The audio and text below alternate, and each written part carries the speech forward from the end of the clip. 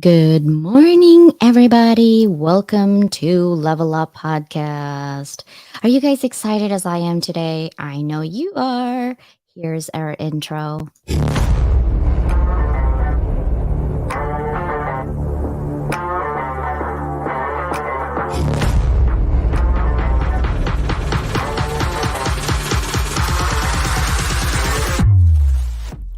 Welcome to Level Up Academy Podcast, where we explore the diverse set of skills that can be applied across various industries and professions. Each episode will deep dive into the world of transferable skills, discussing topics like communication, problem solving, critical thinking, and more. Join us as we speak with experts in different fields and share stories of individuals who have successfully transferred their skills from one industry to another. Whether you're a recent grad, a mid-career professional, or someone looking to make a career change, this podcast is for you. So sit back, relax, and let's discover how you can leverage your existing skills to excel in any industry. Welcome to Level Up Academy Podcast. This is your host, Dr. Leland, a serial educator, an opportunities designer, and a compassionate leader.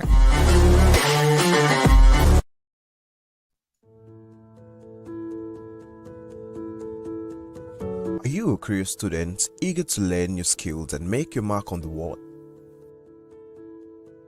Or are you a professional seeking to advance your career and unlock your potential? You need to be equipped with effective soft skills like communication, problem solving, teamwork, and more. The Level Up Academy by Dr. Leland bridges the gap between education and employment through transferable skills training. Get the soft skills you need to be more effective at work.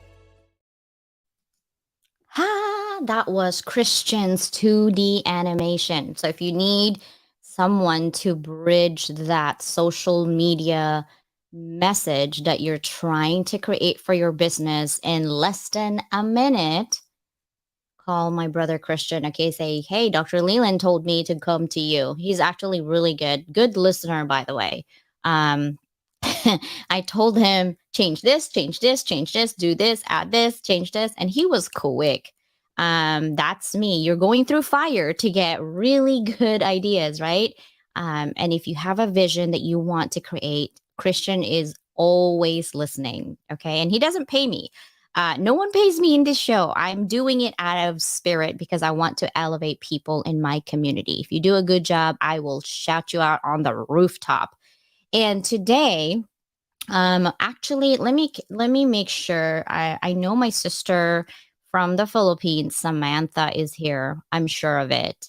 And I'm sure my brother Tim, all the way from down under, it's like 2 a.m. in the morning. And I know he's also here because this person that I'm going to bring in is normally not available to you all. Okay. So I'm very privileged to have his presence today. And I want you guys to ask him as many questions as you can because sometimes it's the right moment to have that conversation. And this is the platform that you need to be in to ask those questions as well. And we would love to provide value conversations or added value conversations so you all can learn. And you know, I'm an educator, so my focus and my heart is always to educate, but also I am never too big or too smart to learn from everybody. I love experiential learning. And so bring it today. Now, are you guys ready? Are you ready?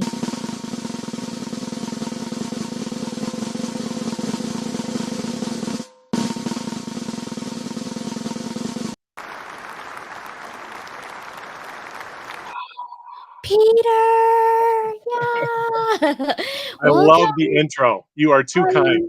I love it. Welcome to the show. How are you doing today, sir? I'm doing fantastic. And you are Uh, doing well as well, I can tell. oh, yeah. I had coffee. I mean, like maybe 5 sips. I love my coffee. I love dark coffee. Who do we have here so far? Jonathan, you were the very first person, sir. Thank you for being here.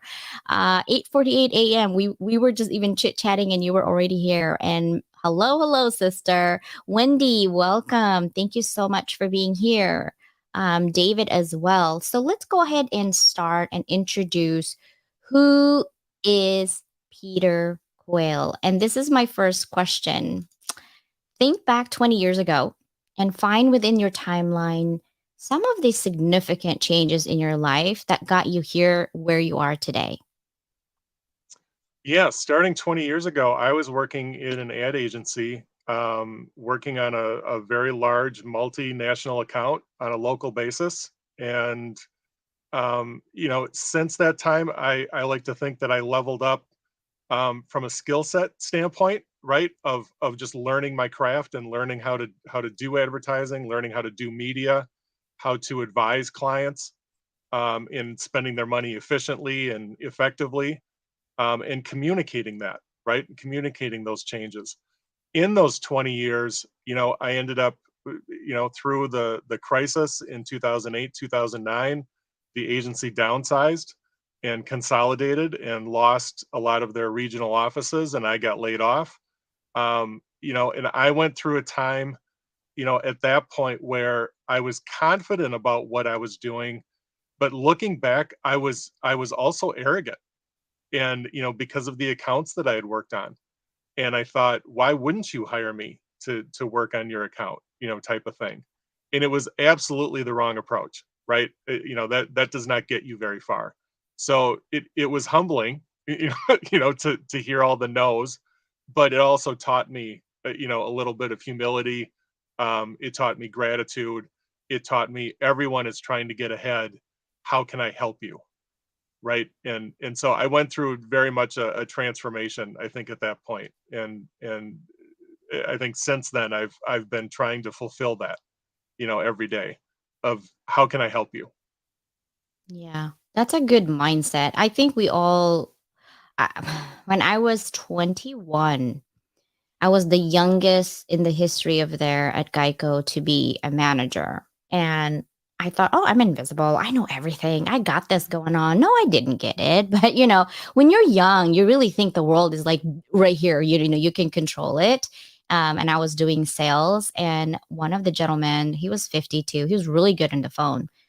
But let me tell you, he can't type. And in Geico, we are worse than the military by the second because I'm losing money. Every time I don't pick up a call, I lose $75. And I see them losing money. I was like, no, that's in my budget. We're not doing that.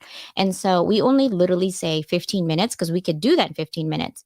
Where this guy for 15 minutes is just knowing the cousin who's having a party from the customer. And I'm like, see, we can't do that. We have an outcome, we have an algorithm, we have a number. This is what we want to do.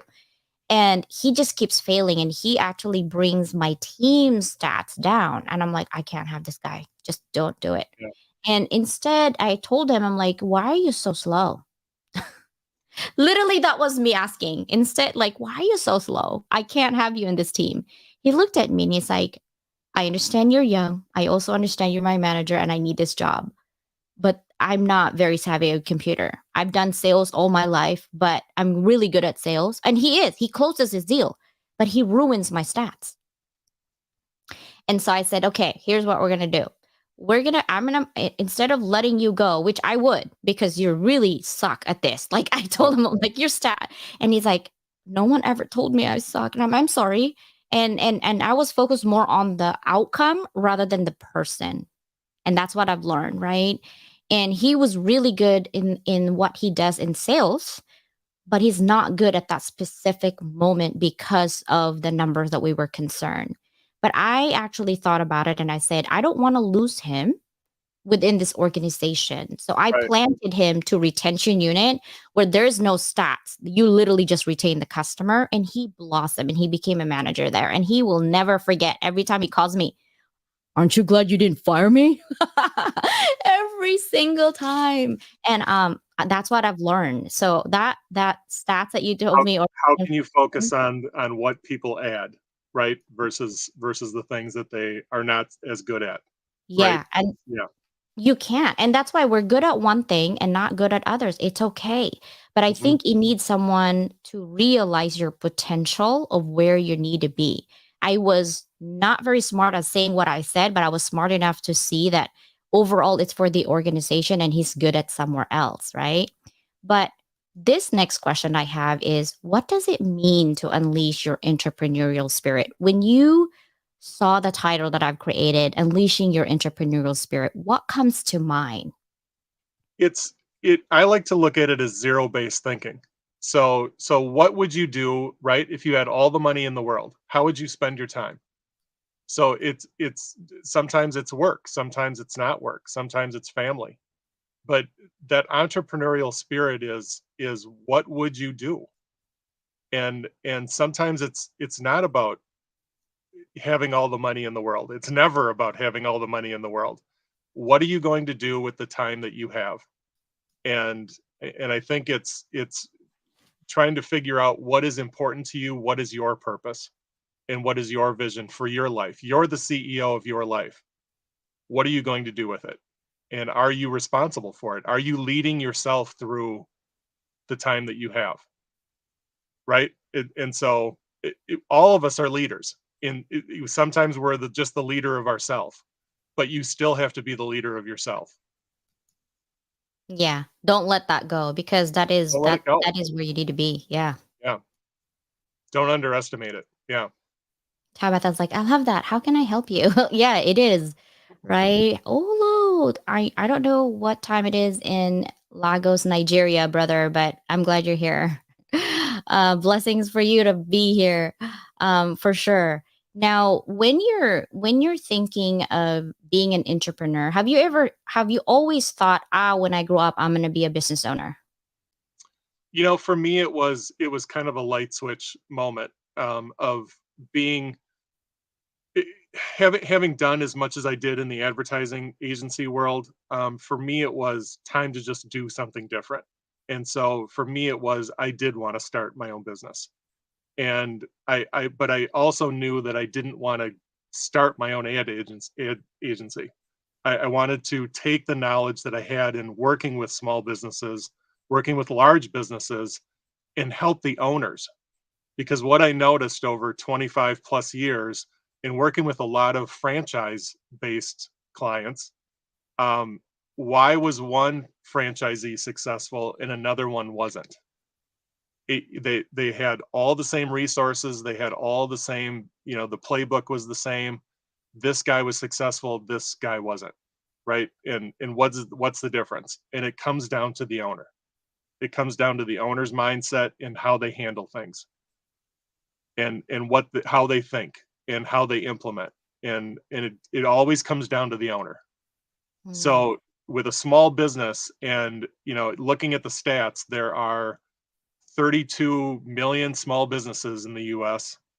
Only 9% of them ever get to a million or more. So 91% don't. And 35 to 40% of those businesses don't make any money. They're not profitable. And why is that? So sometimes it's marketplace conditions. Sometimes it's, things out of our control. Most often it's the owner. And so that's, I guess I like to take my knowledge that I gained over those 25 plus years and try to figure out how I can make the owner better, and how I can get the owner what he or she wants. Great segue. That was my next question. Can you share some practical steps or strategies to awaken and nurture your entrepreneurial spirit? So, when you're working with a business owner as a franchisee, right? And they're not making money, they've been in it for 2 years, and they're like, you know what, Pete, I'm just going to quit. It's just not happening. I put too much money in, too much energy. I'm exhausted, right? But you see potential in them, but they just need to get tweaked. Like, what are some practical steps that you would tell them? Sometimes it's the business owner who's been in it for 2 years that still has a passion for the business, but they don't know how to make it profitable. Sometimes it's the business owner who's been in it for 15 years and is bored, right? They would rather just sell it, or they want to get out of it, but they can't. They need to be re-energized. And I think it's trying to figure out which one of those are you. Do you need to be re-energized, or do you have a passion and you just don't know what to do? But for me, it always starts with your personal vision. What do you want out of this? Your business is your vehicle to help you get what you want. It's not the be all and end all, unless, again, that is your purpose. You love to work. You love to do whatever it is you do. And you don't have a family, you don't have outside interests, you don't have all those other distractions. Your business is your focus and your only focus. That's okay. That's not the case for most business owners. Most business owners have a family, they have other outside interests, they have other things that they like to do. They don't want to work 90 hours a week, right? So it's starting with your personal vision and what do you want out of this? What do you want out of the business to help you lead the overall life you're trying to get to? And so it starts with personal vision, then it goes to company vision. And so, do you have a purpose or a vision for the company that can include your employees and your customers and fill it up and get all those people aligned and on the same page? And so sometimes it's creating a bigger company vision. It's creating a stronger purpose. But how do you get to that point? And those are the strategies I guess I typically start with. Hmm.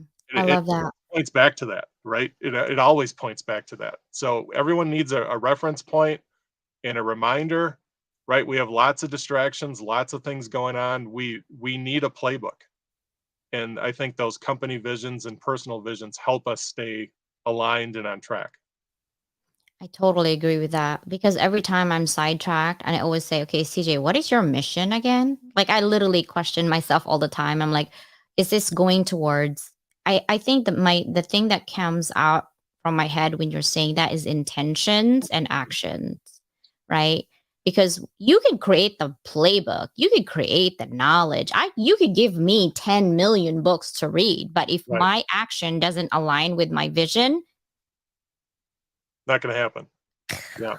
Yeah. yeah.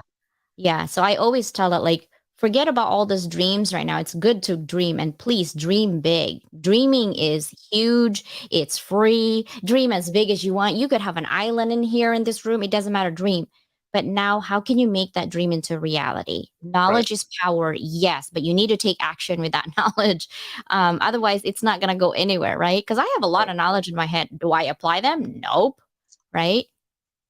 The thing So, I noticed, CJ, with a lot of franchise owners, and the ones that were successful was they made a lot of decisions and they made them frequently and often.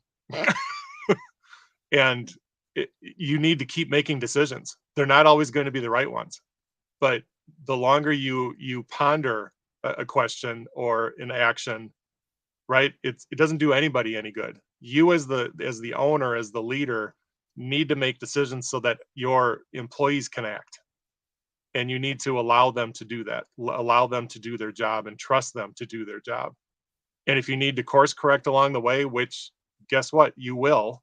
mhm. That's what you do. But you do it with more information and more feedback and just again There's a lot better. of moving parts. There's a lot of moving parts. There's a lot of variables along the way. And so you can't stop making decisions because you're not sure about something. A lot of business owners make a decision when they have 60% of the information and they feel, in their gut, it's good to go. Other people take, I need 90% of the information before I can make a decision. And you need to do what's comfortable for you, but I would keep saying make decisions. Keep making decisions. That's what I keep telling my business owners that I work with. Yeah. I think what I've noticed is that you know how people like, oh, it takes a village to raise a child. It takes a village to raise a business. Okay. You need everyone in your corner. You need a bookkeeper, you need a coach, a mentor, you need a lawyer. You need all of those. If you're running a business and you don't have those, stock profiles on LinkedIn. They're everywhere, right? Yeah. And make them your best friend. Seriously. That's what I always tell my students because you can't, even if you think you're so good and you're so skilled at what you do, once you run a business, you're only limited to your own experience. Right. Always, right? Great point. So, Yeah. what are your thoughts on that? Like having people, making sure that you have all those people that you can turn to that when you need a question, like you can't turn to me for law things. I'd be like, Peter, I don't know what you're talking about. Like it's not happening. I can't give you advice on anything law. If you talk about business and emotional intelligence and leadership, I can have that. But law, not my wheelhouse. So who do you turn to? So you need to make sure you have all those people set in place. If you don't, slowly get there now. Get your lawyer, get your bookkeeper, get your accountant, right? Get Peter Quayle over here to see if having a franchise is a good thing for you. Now, why would you go owning a franchise versus just running your business? Like, what is the difference between the two, and why did you go on to that area? I ended up with the alternative board more because of I think the people, behind it. The structure of it allows me to help me build a brand, and a brand that's trusted worldwide. I think it's 23, 24 countries now. Thousands and thousands of business owners have been through our program.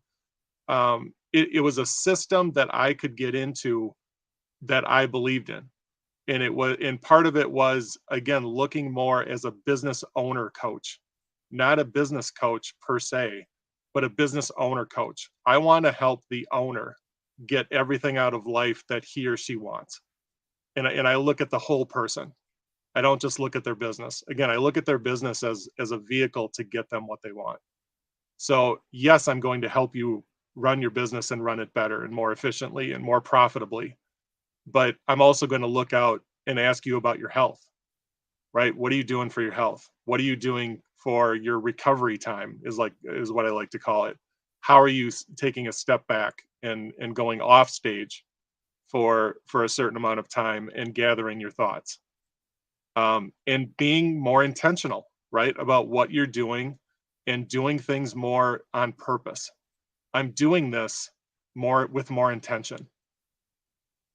So Yeah. you need time away. You can't just work 90 hours a week and think it's all going to turn out, and Yeah. keep doing it year after year after year. You're going to end up alone. You're probably going to, burn yourself out, and you're not going to be able to take your business to the next level because you can't see the forest through the trees. Yeah. Yeah.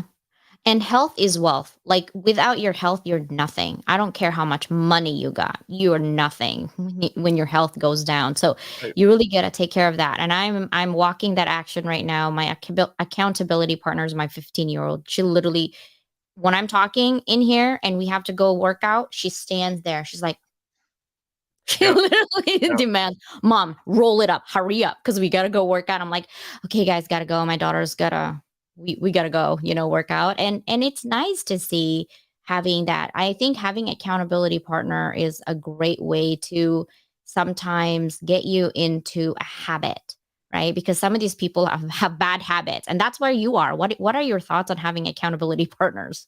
You know what, it all comes back to discipline. How disciplined are you, and are you accountable to yourself and to others? And those are the most successful people who do it in the shortest amount of time. You can still be successful. You can still, do everything you want to do, but it's probably going to take you more time if you're not disciplined about it and you're not accountable.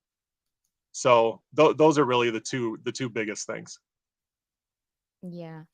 Says it's been stuck in an operational level, which is not much more than a freelance operation. I just can't seem to break through to the next level operationally. Oh, this is Mr. O. He said, since 2012, after incorporating my business, which is a small graphic and web design brand communications firm, essentially, it's been stuck in operational level, which is not much more than a freelance operation. I just can't seem to break through to the next level operationally. What would your advice for that? You know, looking into it a little bit deeper, I think it would be, what is the goal? What is your intention for this business? Do you want to have employees? Are you profitable now? Are you charging enough? Do you believe in what you're selling and what you're doing for other clients, and do they believe in what you're doing? Are you getting good feedback? Sometimes, we like to look at three things that I always bring up with people. It's mindset, skill set, and activity level.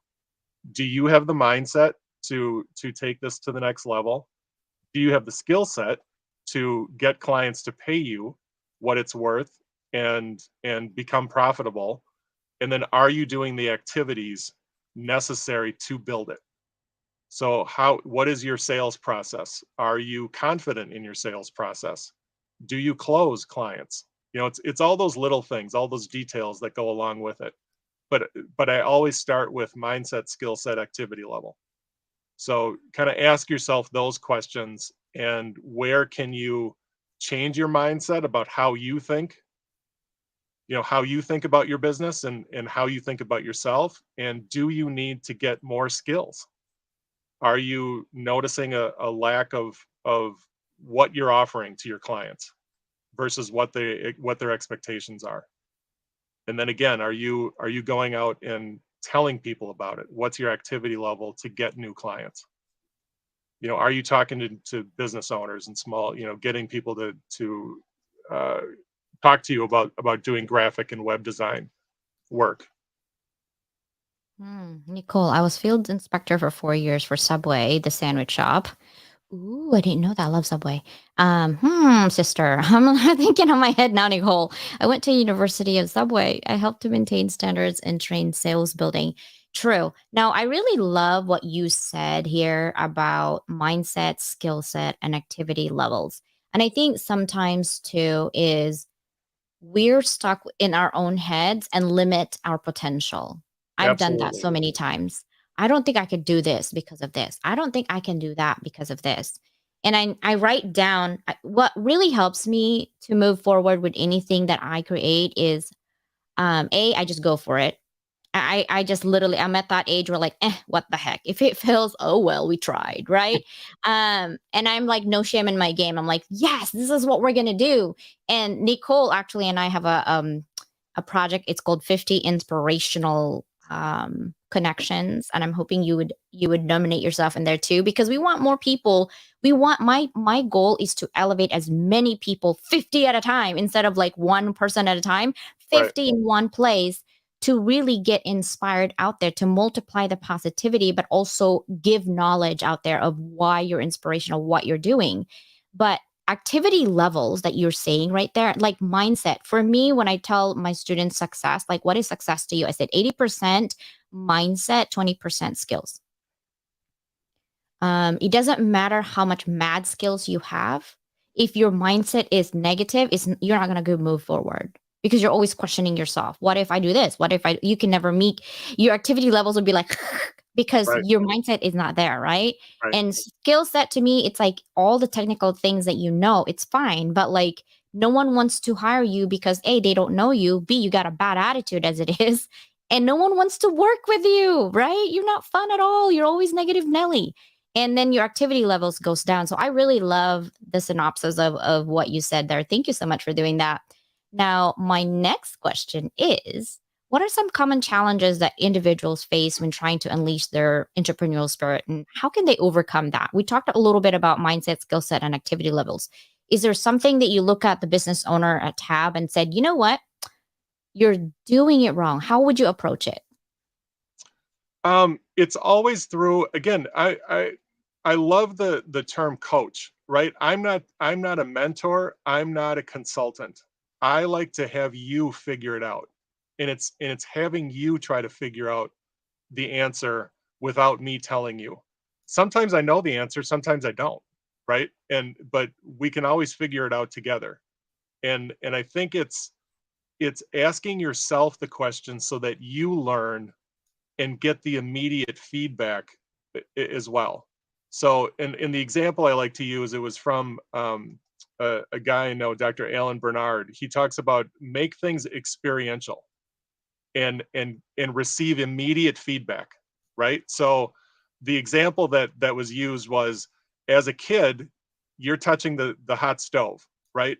What would happen and how fast would you learn if that pain wasn't immediate? What would happen if that pain didn't hit you until a day later? How fast would you learn not to touch the stove? Quick, quick. Right? So, But see, I it's have this. how do you make things quicker so that the feedback is immediate so that you learn, I guess is the point. And so as you're struggling with that entrepreneurial mindset and pushing yourself, again, it always goes back to your goals. It always goes back to your vision. And that's what you use to keep yourself grounded and keep yourself moving forward. Love it. That's what I do. I'm like, okay, I gotta look out what's my vision, and everything I do surrounds that vision and my mission, because my vision is to level up the world. My mission is to level up the world. And how am I going to do that? Actionable steps. People like this, trying to give added value conversation. So that's my actionable steps. But now I'm thinking bigger. I'm like, okay, so how do we multiply this faster? Like what you just said, right? And Right. so I'm creating a project. And you know what? I don't know what's going to happen. No one knows. I don't care. I'm having fun. I'm having fun because my goal is to elevate people, as many as I can. And I'm hoping that, You are testing that theory every time you do a podcast, right? yeah, How many people engaged? How many people listened? What kind of feedback am I getting? Those are the things you need to listen to, and book, more people on a certain subject. We want to hear more about this subject. We want to hear more about this. You have to listen to your customers as well, and let them direct sometimes the subject matter that you're talking about. But yeah, that's immediate feedback, right? yeah. Yeah. Experiential learning. I love it. That's what I do in my class because I don't know anything about chain of command. I have a lot of military students, and business, we always say subordinates and, chain of command. There's no way in heck I would know anything about chain of command. I'm not in the military, and I have Master Chief in my class. I'm like, you, sir, tell us about Master, because he's the one who's in charge of all the people. So I love that. I love that. Now, my other thing is when you have challenges, for example, I'm not getting enough people to be in this business. How can you help me? What would you say? They're having trouble with sales. They're having Getting sales and sustaining sales. Okay. First, I would go back to your message. What is it that you're trying to do? Who are you trying to reach? Who is your ideal target audience? I'm sure there's probably some people on the line that are expert marketers in here. Ruth and Averill Yep. are expert marketers. They're going to tell you about their, finding your ideal customer, and uh, trying to figure out what messages are they going to respond to and resonate with, and how can you get in front of them? Where are they at? So it goes to sometimes the vehicle that you're using, it goes to the message that you're sending them, and what is the frequency. So ask yourself those questions, I guess, as a marketer, of how are you getting in front of people, and what message are they receiving from you, and does it resonate with them? True. Work backwards to get motivation. Ruth Bay and Averill and I are going to talk today because I do want to put them in a platform as well because they are expert marketers, and I want my people to know, how do you market? You know what I mean? Like Yeah. we're talking about business. Like this podcast had pivots so many times. It started with just all PhDs and DBAs and my students in this podcast because it was more educational. I was a dean, I had a problem, and I wanted to bring that Sure. problem into light and have conversation.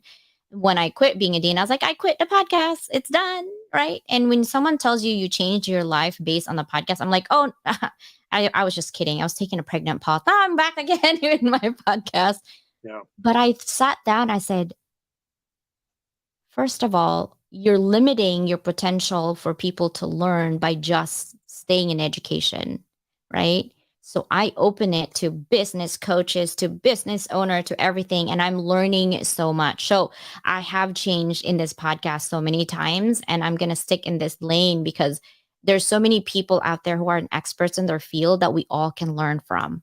My next question is, are there any specific traits or characteristics that are commonly found in successful entrepreneur? If so, what are they? How can you Um, develop them? yeah, it comes back to, I think, again, having a vision, doing the work. It doesn't mean that you are a visionary. There are lots of people who just consider themselves visionaries, and I think that's a very small percentage of the population. I think it's doing the work and figuring out what your plan is. Are you strategic about it? Are you intentional about it? There's a certain amount of emotional intelligence, right? EQ, as well, that goes along with it, and it comes back to respect.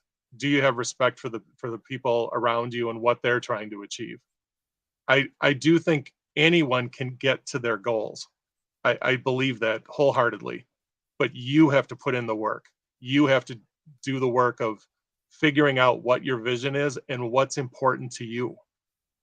And that takes a little bit of time. It changes over time, right? Too. So I think it's being intentional and strategic about what you want and trying to go get that. Mm. Intentions and strategy. That's a good tools to have. For me, I think with characteristics in terms of specific traits is perseverance and grit. Those are the two things that I think of in my own journey as a business owner. So my third business. My first one was Japanese animation. I went from a retail mom and pop shop to like three retail stores, but then I had to quit because I had to move with my husband in Boston. My second one was I found that going through our dissertation, it was so difficult that only like 10% of us or 10 or 5% of us graduated through the process because the comp was really difficult. And then after that, doing your research was really difficult. And I think I made it even 10 times more for me because I did a combination of my dissertation instead of just getting a secondary. No, no, I had to travel to Hong Kong and I had to travel to Korea and the Philippines. I was like, I will never do that again. It was expensive, but I had a good time doing that. But at the same time, I think I persevered no matter what things life throws at me. Because it, like you said, yes, you have a business. You can't work 90 hours day in, day out for years because you're going to burn out. And I think what for me is the grit to keep grinding no matter what and just change what you need. Like you said, keep on making decisions, whether it's right or wrong, just make it anyway. And then I, you I, learn. I think too much emphasis is put on passion sometimes. Mm, I believe you have to be passionate about what you do, but I also believe that that dies out over time. And unless it's your purpose, right? I think purpose overrides passion. And I think if you are following your purpose, that's going to get you through and those lulls where you're not so passionate about your business, where you're doing difficult things or difficult things are happening to you. How fast do you turn around and persevere? Like you said, it's the time in between when something happens to you and you get back on the horse. So how fast can you turn it around? Because everyone's going to have down days, down weeks, down months. I've talked to a number of people who talk about if you have 50 good days a year, you're going to be successful, right? Most of your days are not 10-star days. mhm. So No, there's days you're like, I don't want to get up. I don't want to think about anything. I just want to sleep. Like, yeah, most yeah, most days are you either learn or you win, right? And I would say most days we learn. We yeah. don't win.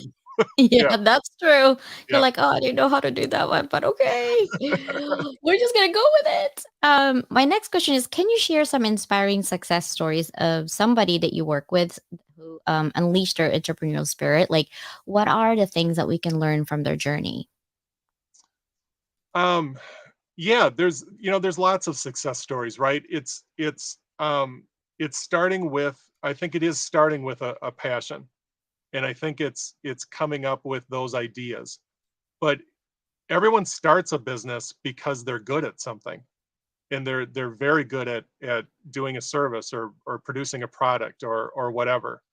Um, but then it comes down to how do you implement those things and how do you create a business out of it? And a lot of people that I deal with, and this is why I think every small business owner should have a coach, to a certain degree, right? You don't know what you don't know. You are good at what you do, and I'm not going to be the expert that tells you to do that differently, but I am going to tell you how to run your business differently and give you different pointers. So it is joining groups like the alternative board and getting outside perspectives from other business owners as well and learning from their perspectives and how they got through it. It's surrounding yourself with people like you, as well, of just getting a different perspective of how to do something. It starts with theory, it starts in your mind, you have to believe it, and then you take action on it. but if you never get it into your mind, you're not going to take action on it. It has to start in your mind. Yeah. I have a lot of things in my head for sure. And what I do is I extrapolate it by writing it down. Like literally, my husband's like, "What is wrong with you? Why do you have 5 million notebooks? And you have like so many things written in like 2, 3 pages." And then I'm like, "No, because I'm very structured and my brain's like the pink notebook is for my journal, like what's happening. The blue notebook is for my business. I'm like color coded. I'm like, CJ, you're gonna be all over the place. Just, look at it. And I think having successful stories not only ignites your passion, but also motivates you to keep going, right? Like for me, successful stories is helping people smile at the end of the day. Yeah. Whether that's I give you $30, I give you $3,000 or $300,000, like you smiled today. Everybody hears about the success story at the end, right? Yeah. Everyone wants to learn about how you got there. But there are a lot of days in a business owner's mind where things are not going right. And you doubt yourself, you doubt your the whole Everything. concept of your business, right? You wonder what have I done? Why did I do this? You question everything. And I just watched the movie Air um, from Amazon Prime that talks about Nike and how close they came to shutting down their basketball shoe division before they signed Michael Jordan. And it's stories like that don't get told until right 40 years later in some cases. And lots of people know the story, but it's not broadcast, right? It's not widely known. um but all of us need to think about, I think, those times and be intentional about what it is we're trying to do and hang on to that. And that's where the goals and the overall vision come through. There are going to be ups and downs, but you need to keep going on and focus on what it is you're trying to achieve. And sometimes it's raising your floor, right? As you make a gain, it's setting a different standard for yourself. And I'm not going to do below that anymore, right? I'm not going to deal with people like that anymore. I just had a conversation. It's funny with a group yesterday, a board of business owners, where they talked about resetting themselves during COVID and some of the relationships that they had, and sometimes it was family that they did not want to see them as often anymore, and COVID brought that to light for them. Sometimes it was business people, sometimes it was just casual acquaintances, and sometimes it was family. But who are you surrounding yourself with for most of the time that you have during the course of the day or the week or the month? And are they helping you achieve your goals? Are they supporting you? Those are the questions I think you need to ask yourself sometimes as well, to get yourself to the next level. Yeah, to level up. That's It's why. finding the who and not the how, right? Yeah. Sometimes it's Or finding why a are who. you doing this? Yeah. I'm Yeah, glad you said that because I've realized that everyone wants to know how do I do the things that I do all at the same time? Because I literally work for 4 universities at the same time. I had like 600 students, 1,200 employees, and I still run my podcast. And I still have my kids. And I was looking at my book and I'm like, okay. And it sounds exhausting. And I went back to school, crazy myself. But I was super part time. But my lab work just kills me, man. It just kills me. But here's the thing: people want to know that what I do, and I asked them. I said, "So if I tell you what I do, would you do it?" right. And because what's the point of me spending the time to tell you, even 10 minutes to tell you, if you're not going to do it? And if you're going to do it, can you do it? Is the thing, right? Because each one of us has to sacrifice something for another. That's just how it works in life. You're only one person. Unless I multiply myself 4 million times, then it's not going to happen, right? And so, can you do it is not the question, is will you do it? Right. And if you do it, can you sustain it? I've been doing it forever. And I think it's my trauma in the past that got me here today, that where I used to be ashamed of it. But when I reflect on it, I'm like, no, it's how you got here. This is why the strength that is exuding out there and people want to know, it's because of your trauma. So I have to like show that like because of my past, this is why I'm good at school, because I was needing that love and affection and not being abandoned. So I'm number one out of 6,000 kids. I will die before I become second. That was me. Yeah. Right. And if I get an A minus and if I got a 99%, I will cry. Why didn't I not get 100? People like, that's too much. I'm like, dude, I'm Asian. What do you want me to do? Have you made the commitment to yourself, and do you have the courage to follow it through? Yeah. Yeah. And That's for yeah. me, I don't want to let myself down. I have so high standards that it's just too much. But I also need to dial it down because I had too many ulcers, okay? Like bad where I get hospitalized. And then that's when I realized, okay, health is wealth. Without health, you can't do running all this nonsense that you're doing. And then you have to also pivot and change. What is important to you? Are all these activities that you're doing going somewhere? Is this important to you? If you die today, would this help you and your legacy and your kids? No. Yeah. Right? So I only engage in things and activities that helps me and my vision and my mission. And I almost died in 2011, so I'm doubling down on human being. Okay? Because for me, I said, okay, I need to help others see their potential, whatever that is. Because sometimes I think it doesn't matter how old you are. I have a 78-year-old, that's my oldest student, is 78 years old. And she's feeling so low. When you look at her accomplishments, it's like, there's no way I would be able to accomplish that. But she's feeling so low. Sometimes I think in life, we need to have someone tells us, yes, you are good. Yes, you are enough. Yes, you are amazing. As cheesy as that, you kind of need to hear that sometimes. Yeah. And I think people like you who likes to help others, even though you might not say that same word, but by your actions, you're doing that for them. So thank you. That's nice. I appreciate that. It's funny too, CJ. I like to bring up the fact that you need to be proud of yourself. And again, not arrogant. That's not what I'm talking about. But are you proud of what you're accomplishing and what you're doing?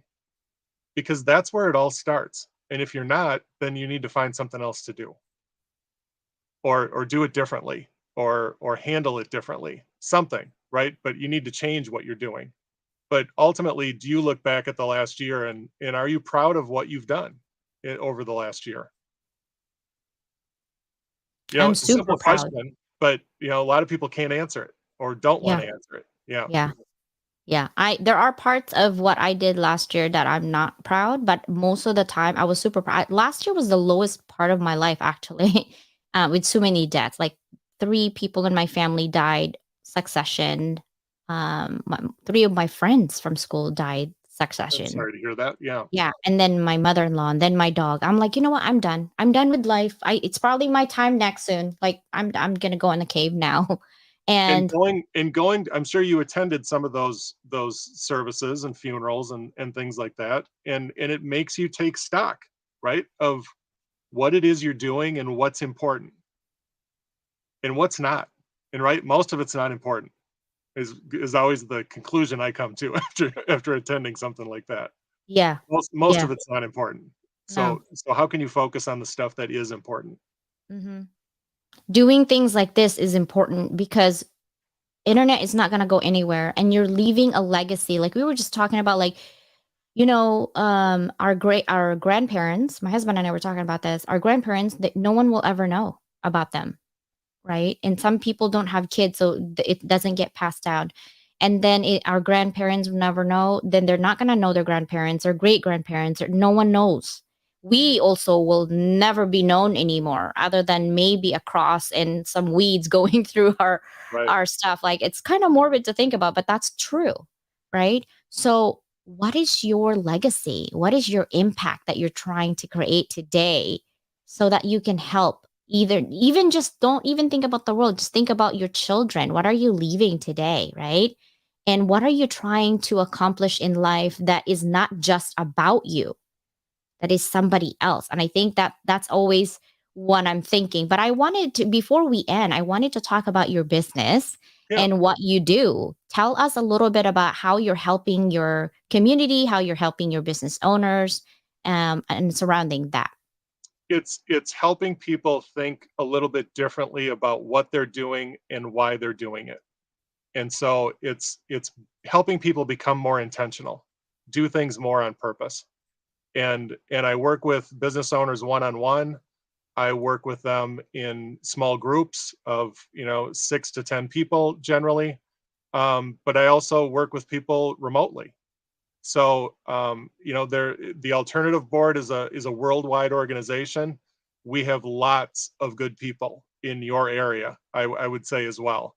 So it isn't just about me, but there are lots of good people out there who are doing the same thing I am and trying to help small business owners.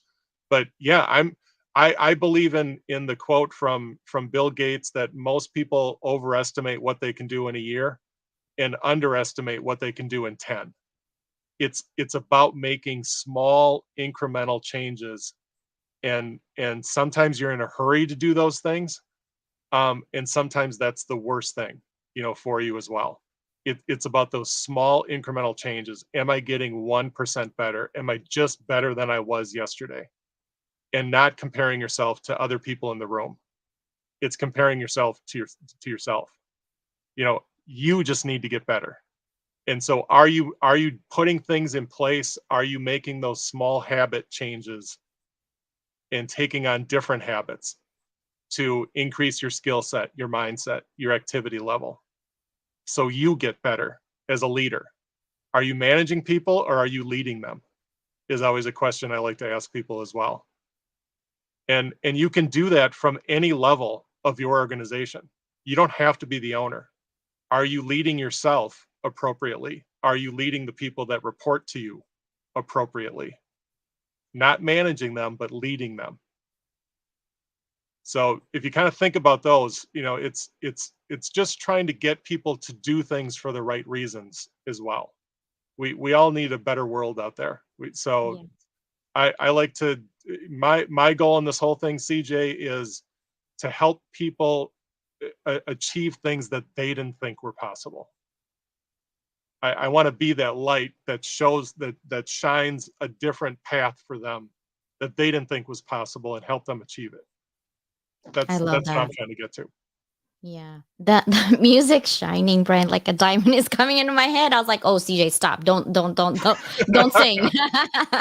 I know this is Samantha. She says, "Surround yourself with people who fan your flame." That is so true. That is so true. She fans my flame for sure. Um, Glenn, commitment, right? This is like 100%. Self-care is really important. Thank you so much for sharing so much insights. Truly most appreciated. Mr. O has such an integrity. He's in Lagos, Nigeria right now. It's probably like 6 p.m. his time. Yeah. Not so late. Like mission and vision. I love that, Peter. We have to feel accomplished and proud. Yep. And my brother Aaron, hello from Calgary, Alberta. He's probably working right now for sure. Wait, oh yeah, working and listening. That's right. Compare yourself to the person in the mirror. That's right. You must lead by example. You can't expect people to work hard if you're not willing to dig in. So true. Yeah. So true. He likes to say playbook. Any last nugget that you would like to tell people in terms of the takeaways today? Um, Takeaways, I would say, is ask yourself questions. Am I showing up for people? Am I leading people? Am I the one that is actually helping this cause, or am I hurting it? So it's asking yourself questions, but I think it's also being more intentional about what you're trying to do. What is it you're trying to achieve? How can you be more intentional about it? And the last thing I would say is keep making decisions, right? I talked about it earlier. You've got to make decisions and you've got to move forward. Yeah. And if you need help on those decisions, you can always call Peter and myself. Just like Exactly. decisions. Yeah. Just bring it on and let's see what happens to this decision. Yeah. But I love that. And support, I think, is super important because sometimes when you're making decisions and you're questioning yourself, you might have the right decision, but because you're questioning yourself, you're not going to take action, right? So Right. having support system like yourself or a group of people that you really trust for those decisions and bounce those ideas back. Ultimately, the decision is going to come from you, but I think having different ideas from different people and different solutions at least gives you an idea on how you can expand your thoughts, right? Having a structured setup, a structured habit of providing a sounding board like we do at the alternative board, right? It comes to, we meet twice a month, right? Generally speaking.